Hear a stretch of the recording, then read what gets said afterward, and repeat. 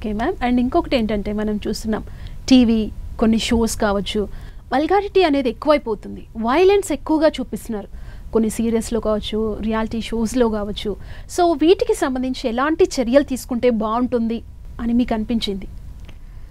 ఇది కూడా అసలు నిజంగా చెప్పాలి అంటే ఇప్పుడు బయట నుండి ఇంటికి వచ్చిన తర్వాత కాస్త రిలీఫ్ అనేది ప్రతి ఒక్కరికి కావాలి. సో అది ఒక మూవీ పెట్టుకోనా, లేకపోతే ఒక రియాలిటీ షో పెట్టుకోనా, ఒక టీవీ షో పెట్టుకోనా, కాస్త రిలాక్స్ అవుదాం ఫ్యామిలీతో పాటు అనుకొని టీవీ ఆన్ చేస్తారు. ఆన్ చేసిన తర్వాత ఆ కంటెంట్ ఎలా ఉంటుంది అని అంటే అక్కడి నుండి లేచి వెళ్ళలేరు, వాళ్ళతో పాటు కూర్చొని చూడలేరు. అలాంటి పరిస్థితులు ఉన్నాయి. సో ఆ పరిస్థితులలో మనం సెన్సార్ బోర్డ్ని ఏమన్నా అంటే ఓటీటీ పేరు పెడుతున్నారు ఈ మధ్య. ఓటీటీ సెన్సార్ బోర్డు ఉందా లేదా అంటున్నారు. సో మళ్ళీ సేమ్ థింగ్, లైక్ మనకు ఉన్నటువంటి దాంట్లోనే మనం ఒక మంచి కంటెంట్తో పబ్లిక్ ముందుకు తీసుకెళ్ళాలి అన్నటువంటి బాధ్యత తీసుకోవాల్సిన అవసరం ప్రతి ఒక్కరికి ఉంది. ఇటు సెన్సార్ బోర్డు కానివ్వండి, అటు సెంట్రల్ గవర్నమెంట్, యూనియన్ గవర్నమెంట్ పైన అధిక బాధ్యత ఉన్నది. ఓటీటీలో రిలీజ్ అయ్యేవి కానివ్వండి, లేకపోతే టీవీ షోస్ కానివ్వండి, ప్రతి దానిపైన ఒక కమిటీ అనేది ఉండాలి.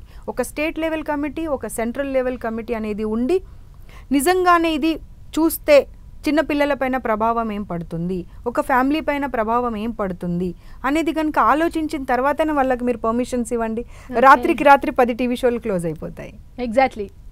ఇప్పుడు మనం ఏమనుకుంటున్నాము, ఒక ప్రొడ్యూసర్గా, సరే ఇది నేను ఒక ప్రొడ్యూసర్గా ఇది చేస్తున్నాను షో, నా ఫ్యామిలీకి ఏం ఎఫెక్ట్ అవ్వట్లేదు కదా, ఈ షోని నేను నడిపించేస్తాను అనుకుంటారు. సో ఇంకో షోలో ఏదో మళ్ళీ మీ ఫ్యామిలీ వెళ్ళి అక్కడ విక్టిమ్ అవుతారా లేదా? సో ఎవరికి వాళ్ళు బాధ్యత తీసుకోవాలి. అండ్ నేను అన్నట్టుగా ఒక డిఫరెంట్ లెవెల్ ఆఫ్ కమిటీస్ ఉండాలి ఇందులో.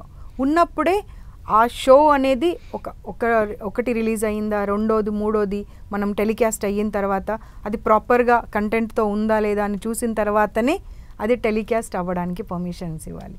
అప్పుడైతేనే కొంత మార్పు అనేది వస్తుంది.